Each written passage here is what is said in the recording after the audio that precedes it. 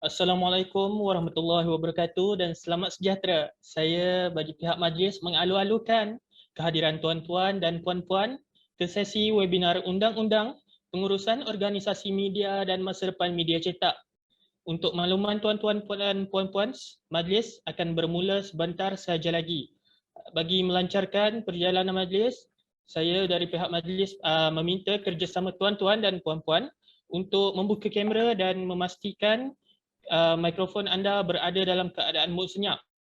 Tuan-tuan dan puan-puan juga diminta untuk mengikuti program ini hingga ke penghujung majlis.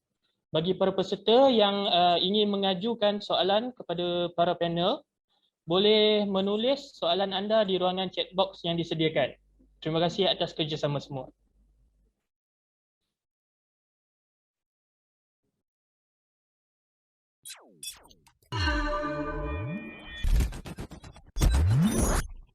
Selamat datang ke siri acara dalam talian FSSK. Sebelum acara bermula, sila pastikan perkara-perkara berikut telah diberi perhatian. Sila pastikan mikrofon anda berada di dalam mod senyap bagi mengelakkan gangguan audio ketika sesi sedang berlangsung. Aktifkan mikrofon sekiranya perlu. Kami amat menghargai sekiranya anda mengaktifkan kamera sepanjang sesi berlangsung. Pastikan anda memakai pakaian yang sopan dan sesuai. Gunakan ruangan chat room sekiranya anda mempunyai pertanyaan atau kemukilan, atau aktifkan butang raise hand. Akhir sekali, utamakan sikap profesional dan berhemah sepanjang sesi berlangsung. Terima kasih. Bismillahirrahmanirrahim. Alhamdulillahirabbil alamin. Wassalatu wassalamu ala asyrafil anbiya'i wal mursalin wa ala alihi wa sahbihi ajma'in. Assalamualaikum warahmatullahi wabarakatuh dan selamat sejahtera. Selamat datang ke sesi webinar Undang-Undang Pengurusan Organisasi Media dan Masa Depan Media Cetak. Saya Muhammad Farhan bin Muhammad Nasir selaku moderator anda untuk hari ini.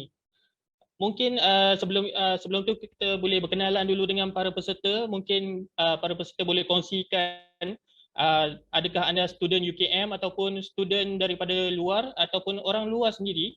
Boleh kongsikan anda menyertai webinar ini daripada mana, dan mungkin ada yang boleh berkongsikan adakah tempat anda mungkin sekarang ini kita dilanda banjir yang seperti yang kita tahu. Baik, kebanyakannya boleh saya tengok daripada Universiti Kebangsaan Malaysia sendiri ya.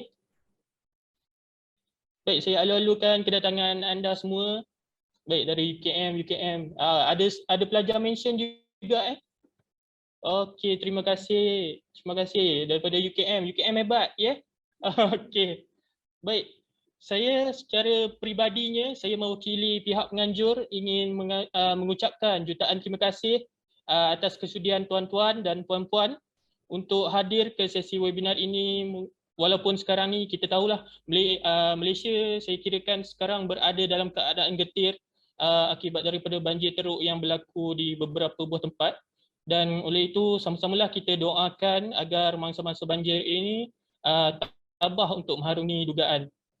Baik, hadirin dan hadirat sekalian, tak kenal maka tak cinta, tak didayung perahu masakan sampai ke seberang sana, tak dipecahkan ruyung manakan dapat sagunya, tak dikenalkan tetamu pasti tertanya-tanya. Oleh itu sebelum kita mula berdiskusi dengan lebih lanjut, moleklah saya rasa untuk saya kenalkan para barisan panel yang telah diundang khas untuk perbincangan kita pada hari ini. Baik, panel kita yang pertama. Beliau memulakan karier sebagai wartawan pada tahun 2013 di Akhbar Cosmo, dan selepas 2 tahun beliau ditawarkan bekerja di syarikat Astro sebagai pegawai perhubungan awam, dan kemudiannya dilamar bekerja di Harian Metro pada tahun 2016. Merupakan seorang wartawan yang berpengalaman hampir 8 tahun. Memperkenalkan Encik Najib Jeffrey. Apa khabar Encik Najib? Alhamdulillah sihat. Farhan sihat? Sihat, alhamdulillah. Apa Baik. khabar semua? Okay. Baik, untuk panel kita yang seterusnya. Beliau merupakan seorang tenaga pengajar bertauliah Perbadanan Sumber Manusia Berhad dan Persatuan Tenaga Pengajar dan Pakar Industri Negara Malaysia dengan memakai gelaran kehormat industri. berkelulusan sarjana sains sosial, pengurusan komunikasi dari Universiti Kebangsaan Malaysia sendiri dan kini sedang melengkapkan kertas cadangan tesis untuk melanjutkan pengajian di peringkat PhD. Pernah menjadi pensyarah sambilan di Universiti Putra Malaysia dan kini sebagai tenaga pengajar industri dalam bidang kandungan digital media. Bertugas di Utusan TV sebagai penolong pengarang dan kini pengarah di MS Sendirian Berhad, iaitu sebuah syarikat penyedia latihan yang berdaftar dengan HRDF. Beliau yang dimaksudkan ialah Tuan Haji Ainul Amris bin Ismail ataupun lebih dikenali dengan gelaran Haji Bro. Apa khabar Haji Bro? Baik, terima kasih. Alhamdulillah, terima kasih menjemput semua. Apa khabar semua? Baik. Alhamdulillah. Terima kasih. Baik, panel kita yang terakhir. Beliau merupakan seorang pensyarah daripada Fakulti Undang-Undang Universiti Kebangsaan Malaysia yang khusus dalam bidang Equity and Trust, Communication and Multimedia Law dan Competition Law. Beliau juga pernah menyandang jawatan Timbalan Dekan Fakulti Undang-Undang pada tahun 2017 hingga 2020. Memperkenalkan Profesor Madya Dr. Syafinas Muhammad Hussein. Apa khabar Dr. Syafinas? Oh baik, Assalamualaikum warahmatullahi wabarakatuh. Waalaikumsalam. Khabar semua orang? Baik. Baiklah, okey, tanpa kita melengahkan masa lagi, izinkan saya untuk memulakan sesi webinar kita pada hari ini. Baiklah, kita sedia maklum bahawa negara kita, bahkan saya kirakan seluruh dunia, kini dalam proses membangunkan semula negara masing-masing yang saya kira terjejas teruk akibat pandemik COVID-19 yang melanda baru-baru ini. Mungkin dan banyak sektor industri yang terjejas akibat daripada pandemik tersebut, termasuklah industri pencetakan dan penerbitan itu sendiri. Jadi saya sangat berbesar hati untuk bertanyakan soalan kepada Encik Najib. Seperti kita semua tahu, masyarakat kini lebih memilih untuk membaca akhbar secara dalam talian berbanding daripada membeli surat khabar secara fizikal. Soalan saya, apakah situasi semasa yang dihadapi oleh industri media cetak di Malaysia? Boleh Encik Najib ceritakan sedikit? Okey, terima kasih kepada Saudara Farhan, Haji Bro dan juga Prof. Baik, Assalamualaikum semua, saya Najib Jeffrey.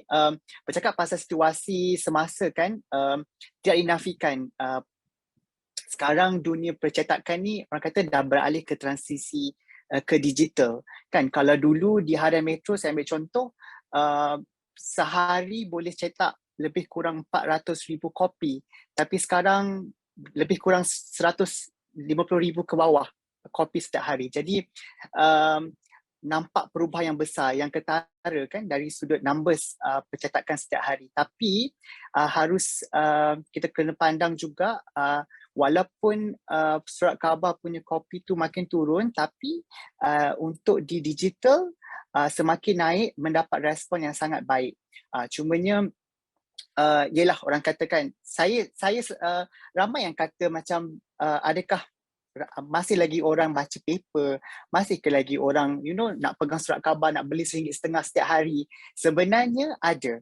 Dan tadi saya baru bercakap dengan telefon dengan saya punya one of my friend, dia bahagian sales kan. Bila saya tanya soalan ni, ramai ke lagi negeri mana yang beli paper? Dia kata surprisingly di kota, di bandar masih ramai yang beli paper berbanding di negeri-negeri mungkin di rural area kan. Jadi saya sangat kita nampak di sini bahawa masih ramai lagi nak baca surat khabar kan. Ramai yang kata macam ada ke orang baca surat khabar lagi? Sebenarnya ada. Dan bercakap pasal yang berlaku sekarang, of course pandemik memberi efek, tapi sebenarnya saya kira ramai yang nak baca berita untuk mendapatkan berita yang sahih melalui platform mainstream media sebab mereka lebih berkredibiliti. Thank you Farhan. Okey, baik. Terima kasih atas jawapan Encik Najib tadi. Mungkin bagi Haji Bro pula selaku saya kirakan orang kuatlah di Utusan TV, apakah strategi ataupun cara kerja yang diambil oleh utusan TV sendiri untuk mengadaptasi keadaan semasa pandemik? Mungkin Tuan boleh kongsikan bersama kami. Baik, terima kasih Farhan, Prof. Dr. Syafinas, Profesor Madya Dr. Syafinas dan juga Najib. Boleh dengar saya ya? Boleh dengar ya? Boleh Tuan, boleh. Baik, saya menjawab persoalan itu dan menyambung apa yang dinyatakan oleh Najib sebentar tadi. Hari ini gaya penulisan, gaya pelaporan ataupun gaya bentuk baru media pada hari ini beralih kepada bentuk digital. Semua faham bahawa proses itu berlaku bukan saja disebabkan soal pandemik tetapi disebabkan soal peralihan kepada teknologi. Yang itu pasti. Yang kedua, apabila kita bercakap tentang soal teknologi ini, kita masih terperangkap dalam aspek apa? Pelaporan bentuk berita yang bagaimana. Jadi apabila kita bercakap soal itu, tentulah kita beralih kepada teknologi tadi dan cara bentuk kerja utusan TV adalah ke arah itu pada hari ini. Maknanya kita tidak berteraskan kepada percetakan, kita tidak fikir lagi soal percetakan. Seperti Nadi sebut tadi, masih ada orang yang membaca surat khabar dan membelinya. Sebab apa? Dia bentuk yang sangat emosional. Dan perlu ada benda tu untuk jadi rakaman peristiwa. Baik, dalam aspek utusan TV, yang pertama ialah gaya kerja baru, strategi baru ni ialah bekerja secara maya. Anda tak perlu datang ke pejabat, itu nombor satu. Yang kedua pada hari ini ialah belajar kandungan digital. Bagaimana anda nak manfaatkan kandungan digital? Tentulah pertama, anda kena mahir buat video. Yang kedua, berani cakap depan kamera. Seperti apa yang kita lakukan pada hari ini. Dan hari ini tuan-tuan belajar stand up ke. Mana tuan-tuan, hari ini saya melaporkan di satu lokasi. Sekarang ni waktu banjir. Jadi anda melaporkan kaedah. Dan juga, tentulah anda belajar tentang voice over. Hari ini saya melaporkan apa yang berlaku di dalam satu situasi. Dan jadi, anda belajar kaedah ini. Yang ini anda kena tahu. Yang kedua, yang ketiga ialah kewartawanan solo. Hari ini anda pergi, anda tak perlu bawa fotografer. Itulah strategi yang kita lakukan. Hari ini kita belajar gunakan ini, handphone. Anda bawa handphone, anda berdiri, anda pacak di tepi lokasi, anda boleh buat laporan. Itu kaedah yang baru pada hari ini. Itu yang utusan TV lakukan dan menjadikan media sosial sebagai sumber berita. Sebab itu bila tuan-tuan melihat media sosial ini, jangan tengok apa cerita-cerita yang tapi apa yang tuan-tuan nak tengok adalah cerita yang tuan-tuan pasti menjadi sumber berita, kemudian tuan-tuan analisis. Dan yang seterusnya adalah berkaitan dengan apa? Tuan-tuan nak buat live feed contohnya. Studio berbeza. Saya berada di satu studio yang berbeza. Tim saya berada di satu studio yang berbeza. Mereka ada teknikal. Saya juga ada teknikal yang saya belajar. Semua benda itu yang ada di hadapan saya pada waktu ini. Dan tentulah yang akhirnya saya nak kongsi dengan tuan-tuan ialah bagaimana utusan TV melaksanakan kerja ialah kita semuanya belajar kaedah bagaimana kita nak masukkan semua bahan berita itu dalam bentuk digital.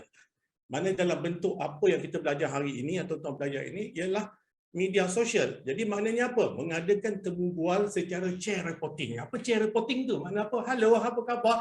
Tuan ada dekat mana sekarang ni? Boleh kita dapatkan komen chair reporting. Saya rasa Najib pun faham tentang chair reporting itu. Kita tak perlu keluar pun. Dan hari ini tuan-tuan juga buat reporting seperti mana Zoom yang tuan-tuan buat hari ini. Okey, sekarang kita boleh buat melaporkan berita. Apa yang berlaku hari ini saya boleh buat live. Saya klik, saya share terus kepada mana? Kepada social media. Mana berita dah keluar. Jadi begitu ulasan saya secara ringkas, mukadimah, dan nanti mungkin Dr. Syafinas banyak nak cerita tentang akta hasutan, fitnah, rasa rasmi, messenger tak penerbitan, komunikasi dan multimedia. Kita serahkan kepada pakar. Silakan. Terima kasih. Baik, terima kasih. Baik, disebabkan pandemik juga kita dapat lihat semakin ramai golongan masyarakat mula menceburkan diri untuk dalam mencipta kandungan digital itu sendiri. Baik, soalan saya kepada Dr. Syafinas, adakah semua penghasil kandungan digital yang menggunakan platform digital seperti contohnya TikTok, YouTube, dan ini juga termasuk dengan laman kandungan kandungan dewasa seperti OnlyFans, adakah mereka ini tertakluk kepada akta mesin cetak dan penerbitan? Silakan. Terima kasih moderator. Assalamualaikum. Okey, soalan dari tadi, sama ada penghasil kandungan, okey, sama ada mereka tertakluk di bawah akta mesin cetak dan penerbitan 1984. Okey, secara umumnya dari segi perundangan, penghasil kandungan atas talian mereka tertakluk di bawah Akta Komunikasi dan Multimedia. Online content provider is regulated, dikawal sendiri di bawah Akta Komunikasi dan Multimedia dan bukan Akta Mesin Cetak.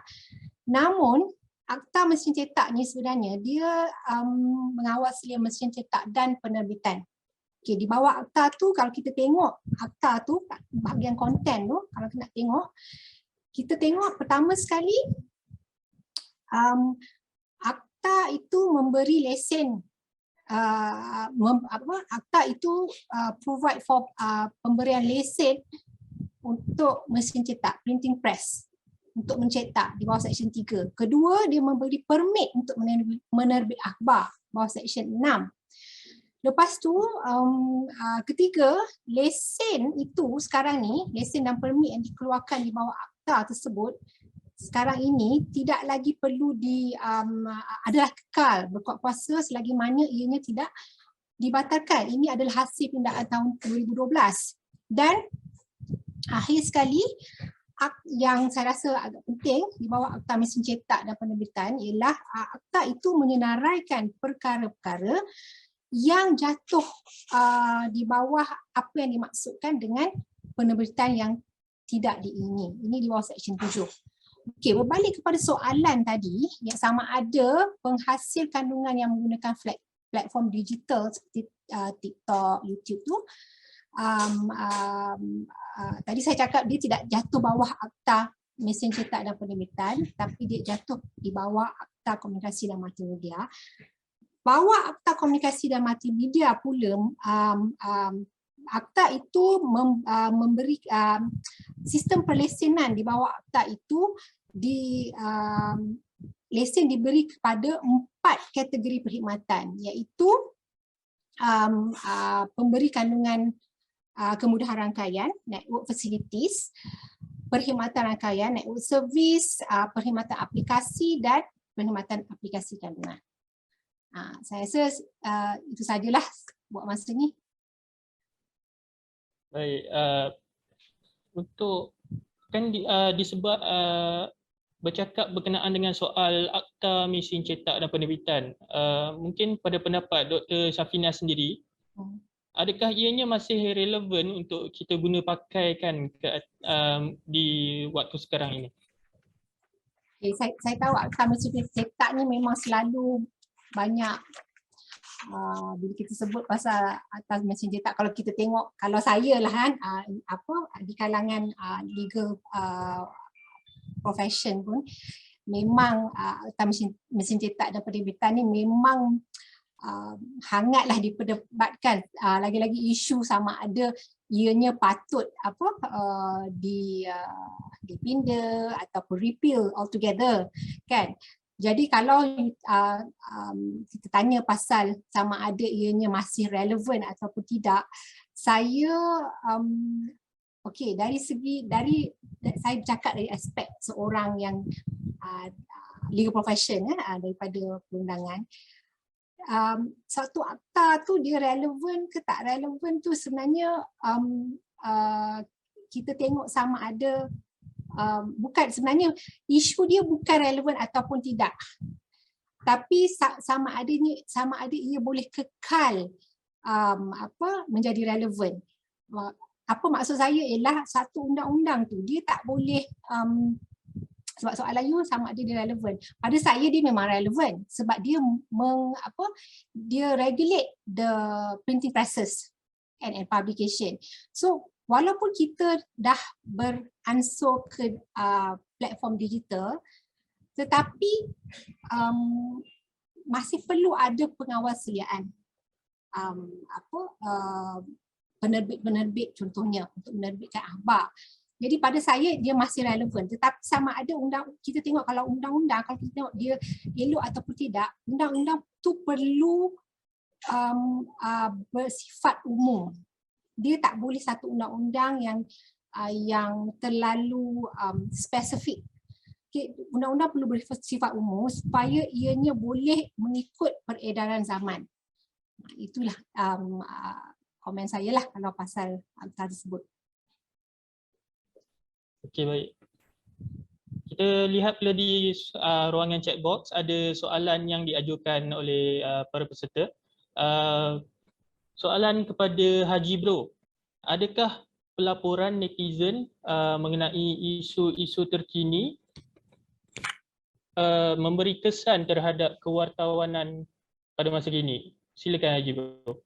Okay, saya menjawab soalan. Saya tengok ada 3 soalan tu. Saya menjawab satu-satu dan saya rangkumkan semua. Okay, jawapan dia mudah saja. Ya atau dan juga tidak.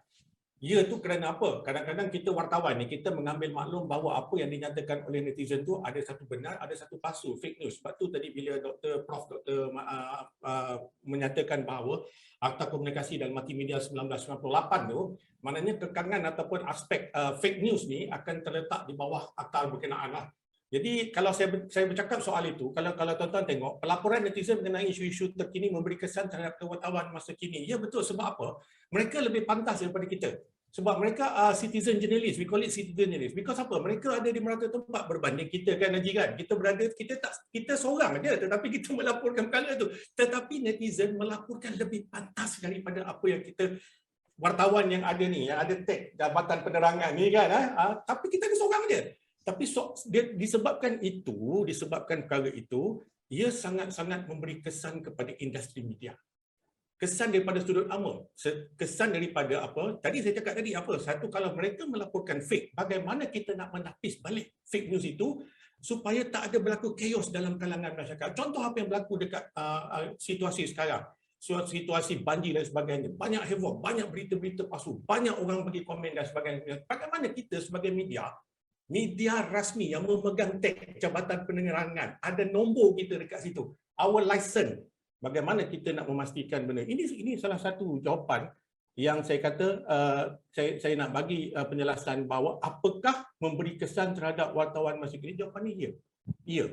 Saya dah nyatakan kesan ni tadi ialah dia akan mengganggu dalam sistem pelaporan berita yang benar dalam aspek kewartawanan citizen. Sebab kita ada etika, 8 etika yang kita perlu ada dalam diri kita yang dimanfaatkan oleh Malaysian Press Institute. Kita ikut itu.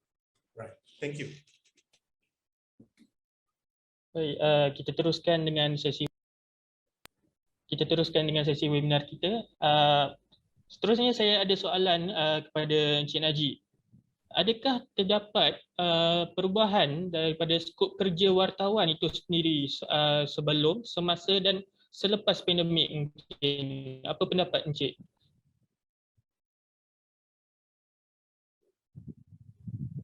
Alright, okay.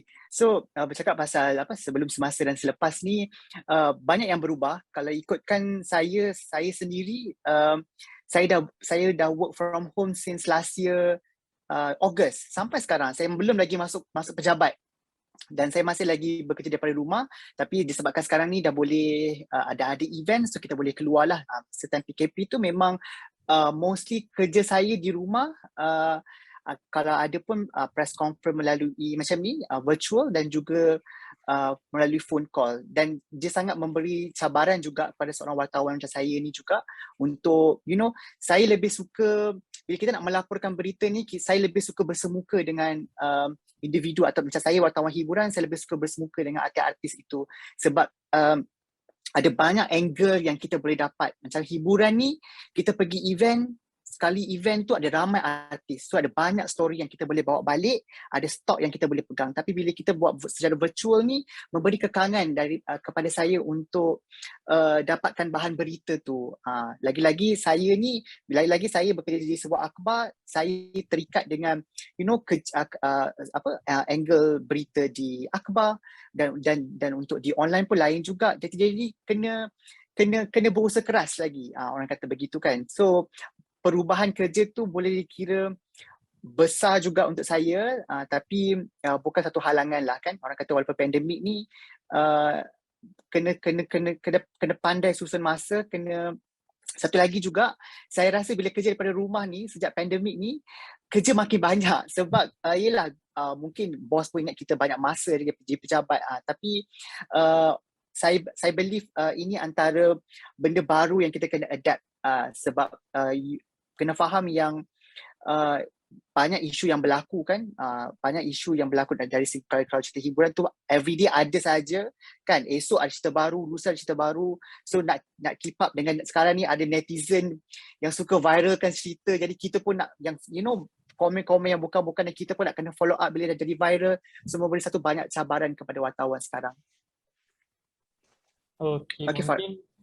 mungkin Cik Naji boleh juga ceritakan mungkin apakah cabaran-cabaran yang dialami oleh wartawan sendiri ketika berlakunya pandemik COVID-19. So satu cabarannya adalah yang saya cakap tadi lah, bila kita bekerja dari rumah, kita tak dapat nak bersemuka dengan individu-individu yang kita nak temu bual kan, sebab kadang-kadang ada isu yang berat yang memerlukan kita kena bersemuka. Kadang-kadang bila you pergi event bila you buat seremaya macam ni, bila you hadir satu event, mostly cerita yang kita nak tanya tu hanyalah pasal majlis yang berlaku. Tapi kadang-kadang kita perlukan side story. Side story tu maksudnya kalau dia ada isu sampingan yang sensasi, yang panas, kita nak tanya angle tu tapi jadi susah untuk kita tanya. Itu juga menjadi salah satu cabaran untuk saya. Jadi macam mana mungkin nak kena call lepas dah habis event, begitu. Dari segi cabaran lain, itulah kerja yang tak menentu tu, of course lah, bila sebelum ke selepas ke, ini adalah benda yang you, kepada pelajar media ni kena adapt, yang you takkan ada masa yang hidup you bangun pagi je adalah tengok phone, ada tak wahyu daripada bos, ada tak benda-benda isu-isu yang you kena follow up, because bila jadi wartawan ni hidup you tak ada life, you kena sentiasa berjaga, sentiasa cari bahan berita apa yang you perlu sampaikan kepada pembaca. Begitu. Okey, kita tengok pula di bahagian ruangan chat box, banyak soalan-soalan yang dikemukakan untuk para panel. Baik, saya ambil satu daripada Danish. Assalamualaikum dan selamat petang. Saya ada soalan kepada Dr. Safinas. Bilakah kali terakhir akta penerbitan dan media cetak dipinda dan adakah akta tersebut dalam proses pindaan lagi sekarang?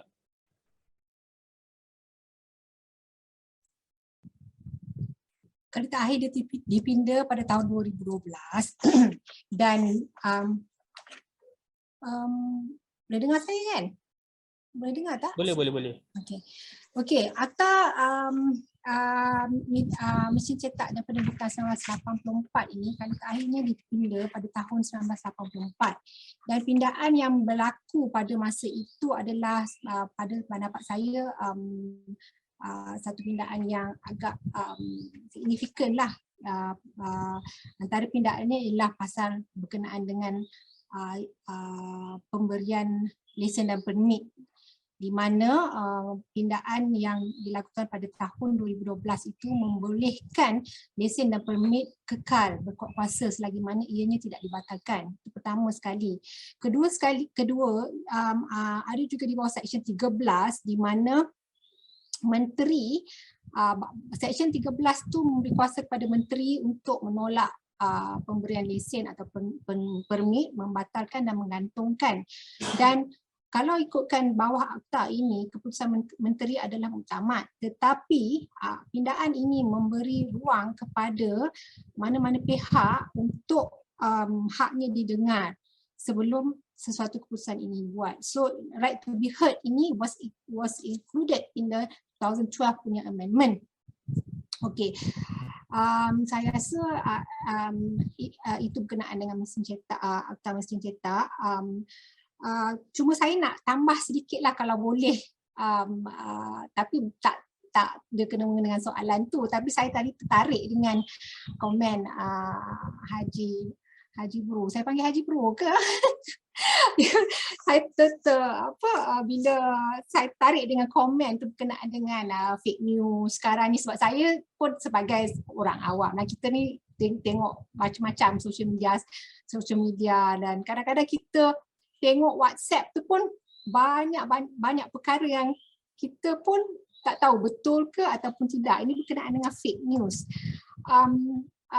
Sebenarnya untuk kita tengok dua akta, Akta Mesin Cetak dan Penerbitan dan Akta Komunikasi dan Multimedia 1998. Kedua-dua akta ini walaupun dia regulate cara pengawasan berbeza dan tujuan kedua-dua akta ini digubal adalah berbeza, tujuannya dan ambit pengubalan pengawasannya berbeza, tetapi kenaan dengan fake news tu sebenarnya kedua-dua akta ini ada menyentuh pasal fake news. Sebab dulu kita at one time sebelum ada sekitar tahun 2018 ke 19 yang ada kan Anti-Fake News Act tu. Lepas tu sekarang dah tak ada, right? Lepas tu masa emergency tu provision of the Anti-Fake News Act tu dimasukkan dalam emergency ordinance. Tetapi sebenarnya perundangan ataupun regulation on fake news ni ada di dalam kedua-dua akta ini. Akta Mesin Cetak dan Penerbitan iaitu akta yang saya kirakan agak lama lah ya. Dan juga di bawah Komunikasi dan Multimedia, di bawah pengawalan content regulation, social regulation, di bawah bahagian 9 akta tersebut. So dia ada menyentuh pasal fake news. Cumanya kadang-kadang bila kita tak sedar dalam akta, kadang-kadang akta itu dibuat, contohnya Akta Mesin Cetak dan Penerbitan dibuat untuk memberi lesen dan permit kepada mesin cetak dan penerbitan apa. Tapi isu fake news ni sebenarnya ada di dalam pembentukan tersebut. Jadi kadang-kadang orang tidak perasan sebab nama akta tu bukan Anti-Fake News Act. Dia Akta Mesin Cetak dan Penerbitan. So unless you go through all the provision, you tak akan perasan peruntukan-peruntukan yang ada di dalam akta. Itu sajalah setakat ini. Terima kasih. Okey, seterusnya kita ada soalan daripada peserta Amira Syahirah kepada Encik Najib. Baik, Encik Najib selaku wartawan akhbar, kita sedia maklum banyak syarikat media cetak yang sudah gulung tikar. Pada pendapat Encik Najib, apakah usaha yang boleh dilakukan dalam mengekalkan media cetak ataupun dalam erti kata lain media cetak sudah tiada sinar? Silakan Encik Najib. Alright. Okay, terima kasih kepada soalan tu. Saya suka soalan tu. Sebenarnya kita yang kena menggerakkan budaya membaca di kalangan rakyat Malaysia ni kan, saya rasa dah lama dah kita tak ada. Sebab kalau diikutkan ada orang yang nak baca surat khabar, ada orang yang ada sebab kalau dan ada juga orang yang suka membaca kan, nak tahu berita yang sahih, yang betul. Sebab boleh nampak kalau di social media Harian Metro tu kita boleh nampak engagement, berita-berita yang diklik oleh pelayar Facebook Harian Metro. So kita nampak trend tu. Cumanya saya rasa kena ada kembalikan balik semangat nak membaca tu di kalangan kita, especially young generation ni. Saya rasa benda tu yang kita dah lama tak ada. Dah lama dah tidak dibawakan untuk ajak orang ramai untuk baca. Dan sebab sekarang ni kan kita terdedah dengan berita palsu kan. Berita palsu ni banyak dekat social media. Jadi saya rasa dengan adanya kempen yang mengetengahkan budaya membaca ni akan mengurangkan risiko berita palsu ni. So kita tahu yang orang akan cari sumber berita yang tepat, yang ada credibility untuk mereka baca, untuk mereka tahu. Berbanding daripada bila scroll Facebook you tengok berita ni dan end up berita tu palsu, tak betul. Jadi saya rasa antara usahanya adalah kita kembalikan semula semangat budaya membaca. Sebab zaman saya kecil dulu kita ada kempen tu, tapi sekarang ni saya rasa semangat tu dah tak ada, semangat membaca tu dah tak ada. Saya rasa itulah antara salah satu usaha yang boleh dibawakan kembali. Okey, baik.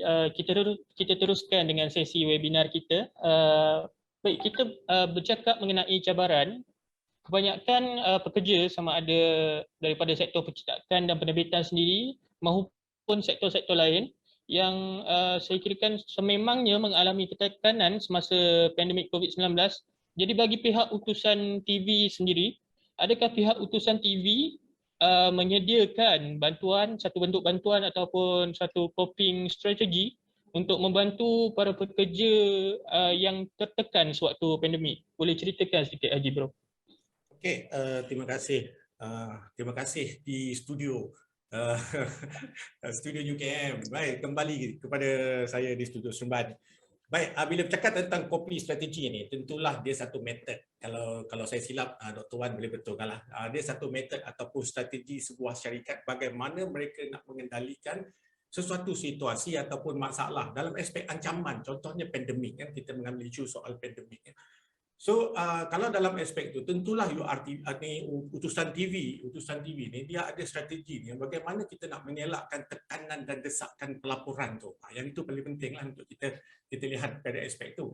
Dan sebab itulah kalau tengok pekerja dia bagaimana dia menghadapi banyak ancaman, kesihatan, keberanian, kemampuan untuk mendapatkan berita masa pandemik. Siapa berani pergi kat luar untuk buat laporan? Tak ada tau. Tetapi sebab wartawan ni, sebab kau nak sangat jadi wartawan, kau terimalah apa benda tugas kan lagi kan. Jadi kau ambil dan kau jangan bagi alasan. Jadi sebab itu, jadi bila kita bercakap soal itu, saya juga berada di pusat kuarantin. Dr. Wan faham, saya berada di pusat kuarantin dan saya adalah positif COVID patient. Tetapi di sana saya mengambil pendekatan bahawa saya perlu menghasilkan satu berita di dalam kawasan ini yang orang luar tidak tahu. Tetapi saya bagaimana saya menghasilkan stres tu, saya berkata dalam keadaan, relax. Kau ni reporter. Dan apa yang kau nampak dekat sini adalah the real story. Orang luar tu tak tahu kan. Dia tak tahu benda. Jadi saya membuat laporan setiap hari di dalam Maif tu untuk saya dedahkan kepada luar apa sebenarnya yang dilakukan oleh frontliner. Bukan tipu-tipu. Mereka melakukan tugas yang penting. Jadi dalam hal ini, antara strategi dalam aspek untuk coping strategi ini, yang pertama ialah fokus kepada emosi. Mana emosi itu kita kena beritahu, kau kerja relax, kau jangan ada tekanan, aku faham, kau pun tak sihat, kau pergi rehat. Macam tu. Yang keduanya ialah soal bagaimana kita nak mengurangkan tekanan. Contohnya kau jangan bagi dia tekan lagi, aku nak story ni dapat pukul 8, kau pastikan sebelum pukul 8 kau dah ada plan. Jangan buat macam tu, mati. Jadi maknanya kita bagi kekangan waktu, kita menghasilkan dalam bentuk apa? Fleksibel. Maknanya bila kita bercakap tentang soal copy itu, kita bentuk dalam fleksibel. Dan bagaimana yang akhirnya ialah faktor mempengaruhi. Maknanya pengaruhi dalam keadaan suasana yang ada dekat belakang kita ini, kita tak tahu. Jadi tentulah apanya? Penglibatan individu tu, diri kita sendiri. Macam saya ni, saya kata bagaimana? Saya perlu membina keyakinan. Yang kedua, saya perlu membina fikiran yang positif. Dan saya perlu juga mencari jalan bagaimana saya nak menyelesaikan masalah. Kan? Dan yang akhir sekali ialah, saya nak bekerja dengan keadaan rela. Sebab you dah ambil sebagai wartawan kan, Haji. Takkan kita nak jadi pentadbir kan, Haji kan? Takkan kita nak jadi benda lain dan kau minta nak jadi wartawan. Maka, you hadaplah benda tu dengan keadaan rela hati. Kan? Betul kan? Jadi saya nak bercakap tadi dengan Prof. Prof. Maya, Dr. Syafina tentang fake news. Okay. Bagaimana kita nak melihat fake news tu? Okay. Saya nak bagi satu tips kepada tuan-tuan, pelajar sekalian. Bagaimana kita nak menilai? Satu ialah kalau kerap berita tu keluar, kerap. Yang itu tuan-tuan kena tengok sama ada benda itu fake atau tidak. Kemudian dia berulang keluar dalam media sosial. Yang itu pun tuan-tuan kena perhati. Yang ketiga ialah sumber yang tidak sahih. Yang itu tuan-tuan boleh tengok siapa yang cakap. Takkan saya nak cakap, hari ini banjir 30 orang mati. Itu saya cakap. Tapi bukan pihak authority. Itu kena tengok. Yang tentunya siasat dulu. Jangan terus ambil percaya. Aku percaya dengan berita ni. Walaupun viral kan Najib kan. Tapi kita kena siasat. Relax. Cari sumber. Kan macam Najib buat kan. Dan tentulah berita-berita palsu ni apa? Dia suka timbulkan chaos dan suasana yang cemas. Jadi kalau benda ni berlaku, saya yakin akta yang kita boleh gunakan, kalau saya silap Dr. Syafinas, tentulah saya boleh heret orang ni melalui akta apa? Satu, akta fitnah. Saya boleh buat. Saya boleh heret di dalam akta fitnah. Yang kedua, saya boleh heret mereka dalam akta hasusan. Sebab apa? Mereka menghasut rakyat. Selain daripada akta yang doktor sebut tadi. Terima kasih. Itu saja ulasan. Okey, baik. Bagi pendapat Haji Bro sendiri, saya kirakan sebagai wakil lah daripada industri penerbitan. Sejauh manakah kepentingan media sosial kita gunakan sebagai strategi pemasaran lebih-lebih lagi ketika pandemik COVID-19? Silakan Tuan. Okey, baik. Dalam aspek pemasaran, saya nak share dengan pelajar sekalian. Saya nak tuan-tuan pelajar faham bahawa media sosial hari ini adalah sebahagian daripada kehidupan. Percayalah dekat saya. Kalau tuan-tuan tak ada hari ni, benda ni, hari tu pun WhatsApp sekejap pun tuan-tuan dah rimas. Siapa nak hantar WhatsApp tuan-tuan satu hari? Berapa hari tuan-tuan rosak? Tuan-tuan dah kecoh dalam Facebook kan? Tak ada orang nak hantar WhatsApp dan sebagainya. Yang kedua, dan ia bukan saja penting tau untuk tuan-tuan faham bahawa dia bukan saja menjana berita ataupun sumber pendapatan, rujukan ke ataupun persaingannya. Jadi sebab itu saya nak bagi kepada tuan-tuan 6. Tuan-tuan catatlah 6 benda ni. Kalau kita bercakap tentang pemasaran produk ke pemasaran news, nombor 1 tuan-tuan, sebagai pelajar jurnalism atau media ni, tuan-tuan kena mahirlah dalam penulisan media sosial. Maknanya janganlah duk pumpang-pumpang tulis, aku tak tulisan pendek-pendek, come on lah, kita ni orang media kan, kita kena bagi betul-betul power kan, bagi maklumat betul-betul. Jangan pakai kontot-kontot, dia tulisan tu, pompat kecil-kecil, jangan. Kemudian tuan-tuan faham tentang penulisan berita, rencana, kreatif ni tuan-tuan kena faham. Itu nombor 1. Nombor 2, yang tuan-tuan kena faham ialah dalam aspek apa? Penulisan iklan. Ini bukan copywriting. Penulisan iklan ni ialah cara tuan-tuan menyampaikan sesuatu bentuk produk. Penulisan tu mestilah menangkap kepada emosi. Emosi.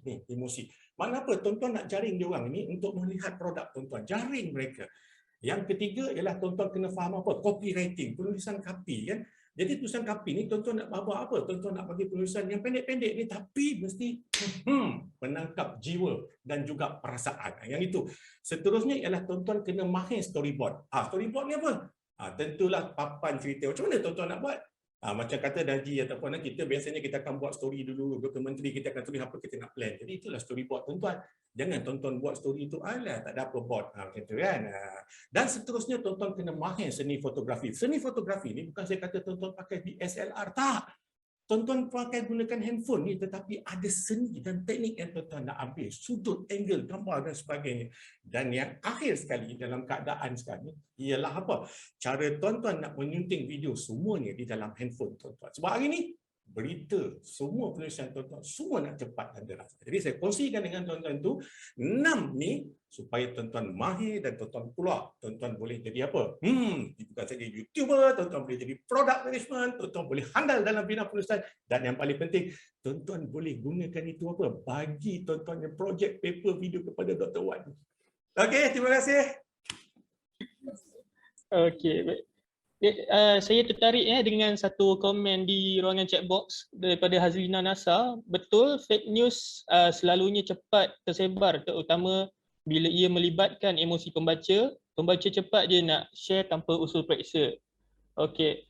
Baik, kita bergerak pula kepada Dr. Syafinas. Jika tadi kita ada bincangkan mengenai peningkatan penghasilan kandungan digital, pada pendapat Dr. Syafinas, sejauh manakah perlunya pengadaptasian perundangan terhadap penggunaan media baru yang saya kira semakin meluas? Silakan Doktor. Okey, tapi sebelum saya pergi ke soalan tu, boleh tak saya nak respon sedikit tadi dekat Boleh, silakan. daripada pasal akta-akta tu kan, memang betul lah yang tadi dikatakan oleh Haji Bro tu berkenaan dengan dia ada banyak, bukan akta mesin cetak dan penerbitan dan juga akta komunikasi dan multimedia sahaja. Dia ada banyak akta. Sebenarnya undang-undang ni keliling pinggang tu undang-undang sebenarnya. Dan saya tengok ada satu soalan ni, soalan ni dia kata, dia tanya sama ada adakah doktor rasakan bahawa wujudnya ruang di mana peruntukan undang-undang media digunakan untuk menyekat kebebasan bersuara rakyat. Jadi sebab benda ni berkait dengan komen tadi, sebenarnya kita punya hak, semua rakyat Malaysia ada hak kebebasan bersuara di bawah artikel 10 Perlembagaan Persekutuan. Okay, dan tetapi memang hak ini bukan absolut. Maknanya ada banyak sekatan dan sekatan-sekatan ni kita boleh lihat ada dalam banyak undang-undang yang ada. Contohnya undang-undang fitnah, undang-undang hasutan macam tadi yang Haji Pro cakap. Undang-undang contempt of court, dan juga banyak macam internal security yang dulu banyak dikritik kan. Dan banyak undang-undang lagi lah. Kalau you tengok Perlembagaan Persekutuan tu dan juga halangan di bawah artikel 10 tu memang banyak. Cumanya yang saya nak tambah daripada tadi tu, macam fitnah, ya, itu adalah satu halangan. Bila kita cakap pasal fake news, apa-apa penerbitan yang tak benar kan. Cumanya tiap-tiap undang-undang tu dia berkait dengan perkara tertentu. Macam fitnah, dia kalau you menjatuhkan reputasi orang, itu maknanya you go under defamation law. Kalau contempt, protection of judicial credibility contohnya. So tiap-tiap halangan atau sekatan ke atas kebebasan bersuara itu dia target dia ada target tertentu lah, saya nak cakap macam tu. Itu untuk respon tadilah. Untuk yang tadi soalan daripada Farhan tu, apa dia saya dah pasal apa tadi? Sejauh manakah perlunya pengadaptasian perundangan terhadap penggunaan media baru? Okey. Sama ada undang-undang ni yang sedia ada perlu diadaptasi kepada media baru ya. Okey, ini macam saya cakap masa awal-awal tadi. Kita kalau daripada undang-undang ni kita tengok, sebab kita takkan nak buat satu undang-undang bila something happen kita buat. Something happen kita buat. Kita tak boleh macam tu. Undang-undang tak boleh. Undang-undang yang baik tidak perlu dipinda untuk menyesuaikan undang-undang yang good law should not be repealed to accommodate something that happens kan. So kita kalau undang-undang tu perlu selalu dipinda, okay, ada something happen, just something specific itu dipinda. So that means it's not good law. A good law is a law yang boleh kekal lah. Bukanlah kita nak kata undang-undang tu kena kekal selama-lamanya, tapi contohnya saya bagi contoh undang-undang fitnah. Undang-undang fitnah ni sebelum akta fitnah pun common law, sebab kita punya sumber undang-undang kan daripada UK kan, memang dah ada defamation. Dia punya untuk dan elemen defamation ni memang tetap sama sampai sekarang. Cuma apa yang mahkamah, mahkamah dan juga ahli macam kalau untuk mahkamah dan orang-orang public lah, the public should know is macam mana you nak adapt to the situasi sekarang. Maknanya pengaplikasian undang-undang tersebut dengan melihat kepada contohnya sekarang teknologi yang ada. So elemen fitnah tu, saya ambil fitnah lah, elemen fitnah yang digunakan yang ada tu tetap sama, tapi macam mana kita adaptasinya kepada situasi sekarang tu yang penting. Itu sajalah. Okey, baik. Kita ada soalan kepada Encik Naji di ruangan chat box daripada Muhammad Amiruddin bin Muhammad Noh. Apa pendapat Encik Naji mengenai netizen yang sering update di media sosial mengenai situasi banjir contohnya? Adakah ianya membantu pihak media dalam membuat liputan ataupun sebaliknya? Silakan Encik Naji. Alright, terima kasih soalan yang diberikan. Okey, membantu atau tidak, saya boleh kira ya, sebab mereka ni lah kadang-kadang mereka berada di tempat kejadian kan, jadi mereka melaporkan berita yang mereka nampak. Jadi secara tak langsung dia memberi orang kata apa, kerja kepada wartawan itu untuk follow up lagi cerita tu. Sebab kadang-kadang berita sekarang ni kan dekat TikTok kan, banyak berita-berita yang menarik kan yang kita boleh dapat di TikTok, di IG, di Facebook, dan berita itu bila berada di social media, berita-berita yang menyentuh emosi, yang menjentik jiwa ni pantas viral kan. Orang suka, orang Malaysia ni suka benda-benda yang sedih-sedih ni, orang suka. Jadi tugas wartawan pula untuk kita mendapatkan maklumat itu sama ada betul ataupun tidak. Maksudnya kita kena check lah dengan pihak yang dengan kita cuba DM dengan pihak yang berkenaan, ataupun kita cuba dapatkan maklumat daripada polis untuk dapatkan pengesahan adakah berita, adakah kejadian itu berlaku, betul ke tidak, pukul berapa. So dan sekarang ni saya rasa kerja saya juga sekarang ni dah bergantung kepada social media secara tak langsung. Sebab sekarang ni kan kalau tengok kan kerja saya sebagai seorang wartawan hiburan, artis kan kadang-kadang nak buat pengumuman kahwin pun dekat social media kan, macam bercerai pun dekat social media, dah berpisah dengan lelaki bini pun dekat social media. Jadi social media dah jadi satu portal berita dah orang kata kan. Jadi bila ada berita yang dimuat naik oleh rakyat Malaysia, saya rasa tugas media pula untuk pastikan berita yang viral itu sahih ataupun tidak. Dan secara tak langsung dapat memberi lebih dapat memberi exposure kepada orang Malaysia lah secara tak langsung. Okey, baik. Mungkin soalan terakhir kepada para panel. Mungkin para panel ingin berikan sedikit nasihat kepada graduan dan bakal graduan khususnya jurusan media yang akan melangkah masuk ke dalam industri tak lama lagi. Mungkin kita boleh start dulu dengan Cik Najib.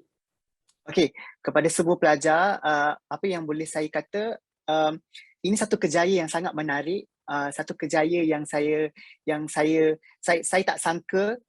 Sebenarnya 8 tahun banyak negara yang sudah saya pergi. Rezeki alhamdulillah kan bila kita dapat peluang pergi ke Jepun, ke Hong Kong secara percuma, dapat buat liputan di luar negara untuk mempromosikan filem dan sebagainya. Itu untuk hiburan.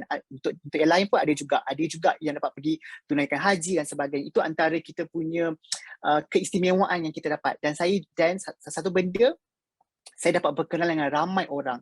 Bukan sahaja artis, tetapi saya juga dapat berkenalan dengan menteri, dengan pegawai polis untuk kita build the relationship, kita dapat connect dengan diorang.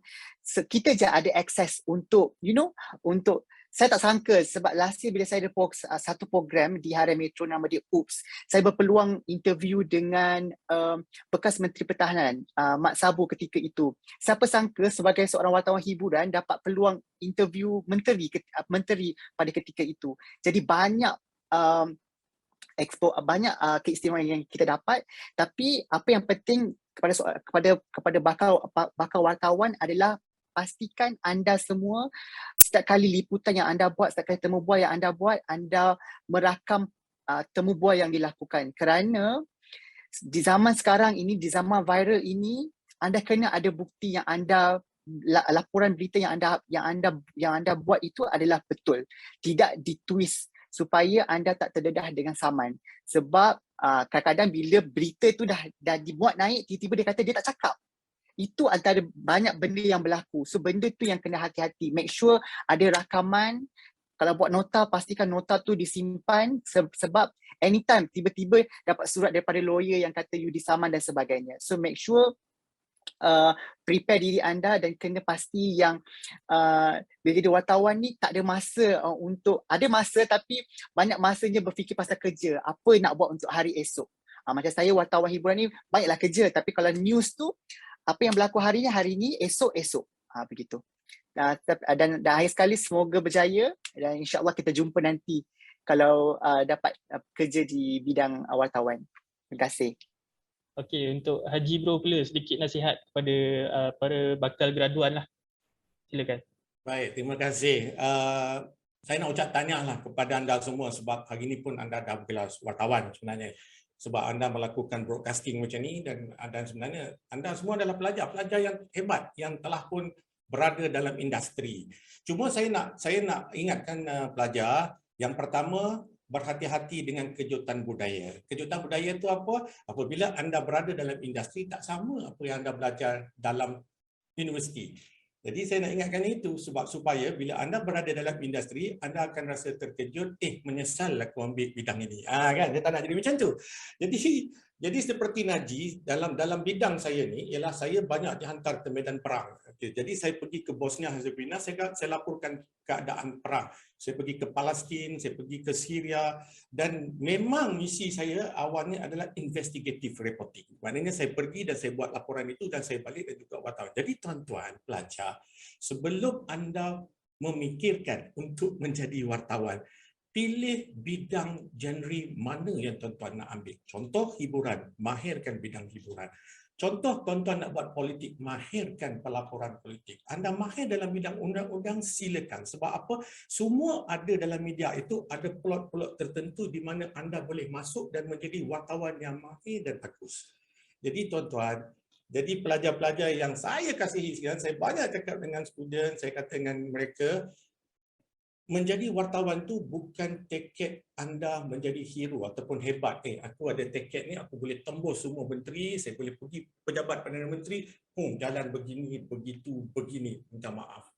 Sebab apa? Anda adalah orang yang melaporkan berita, dan ingat, saya terlupa scholar, tapi ada satu scholar menyatakan bahawa wartawan adalah pelapor peristiwa. Jadi ingat, jangan lapor peristiwa yang salah, kerana itu akan membebankan masa hadapan sejarah.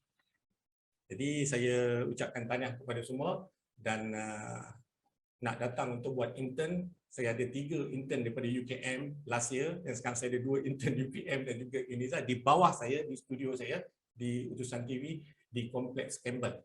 Jadi kalau anda nak datang melawat, silakan. Kalau anda nak merasa berada di depan kamera, silakan. Dan saya percaya anda akan menjadi pelajar yang cemerlang. Di bawah siapa? Bimbingan Dr. Wan dan juga Dr. Syafinas yang ada di depan saya. Terima kasih. Kita jumpa lagi. Assalamualaikum. Okey, baik. Panelis kita yang terakhir, Dr. Syafinas, sedikit nasihat kepada bakal graduan. Silakan. Okay, terima kasih. Saya juga ingin mengucapkan tahniah kepada semua pelajar, dan juga terima kasihlah kerana menjemput saya yang agak bidang berlainan sedikit. Tapi untuk pesanan untuk semua pelajar-pelajar, kita dah dengar 2 panelis tadi bercerita pasal bagaimana life after university. Untuk saya, pesanan saya dari aspek orang undang-undang ialah please know the law.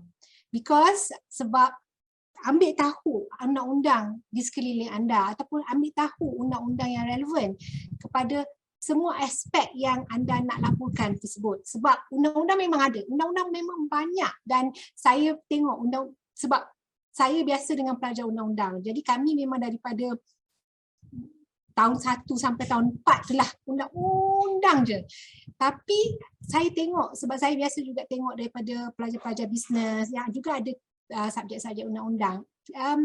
Subjek undang-undang ni pada orang yang bukan undang-undang dia confusing sikit, agak-agak mengelirukan. Tapi please know your law, because undang-undang banyak. Kami yang di legal profession ni pun tak boleh tahu semua undang-undang yang ada. But then untuk pelajar-pelajar, bila you keluar, please get to know whatever laws atau undang-undang yang relevant to you, ambil tahulah dan pelajarilah setakat mana yang boleh, kerana undang-undang menghalang, menyekat, tetapi undang-undang itu juga memberi dalihan ataupun defense to you. Sekiranya disaman ke, dibawa ke mahkamah, you should know your defenses. Dan kalau you tahu undang-undang, then insyaAllah you will be safe. Itu sajalah pesanan dari saya. Okey, baik. Dengan segala nasihat yang telah diberikan oleh para panelis kita tadi, maka berakhirlah sudah sesi webinar kita pada hari ini. Okey, baik. Sebelum kita bersurai, saya nak minta semua hadirin dan hadirat untuk membuka kamera bagi kita adakan sedikit sesi fotografi. Para peserta boleh buka kamera dan bersedia untuk sesi fotografi.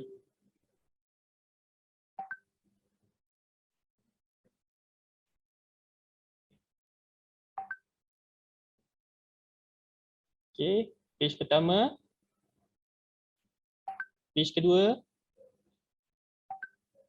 dan page terakhir, page ketiga. Baik, terima kasih sekali lagi saya ucapkan mewakili pihak penganjur kerana sudi menyertai sesi webinar kita pada hari ini, dan terima kasih juga kepada barisan panel dan peserta yang sudi meluangkan masa untuk sedikit sesi pencerahan dan diskusi kita pada hari ini. Para peserta diingatkan supaya mengisi pautan Google Form yang telah diberikan di ruangan chat box, dan untuk tujuan kehadiran dan pemberian ECJ, dan para panel diminta untuk tunggu sebentar selepas ini untuk sesi penilaian dari kepada penganjur. Kalau ada sumur di ladang, boleh kita menumpang mandi. Kalau ada umur yang panjang, boleh kita berjumpa lagi. Saya mohon maaf sekiranya ada terkasar bahasa ataupun menyinggung perasaan sesiapa sepanjang webinar ini berlangsung. Sekian sahaja dari saya, yang baik itu dari Allah Subhanahu Wa Taala, yang buruk itu daripada kekurangan diri saya sendiri. Assalamualaikum warahmatullahi wabarakatuh.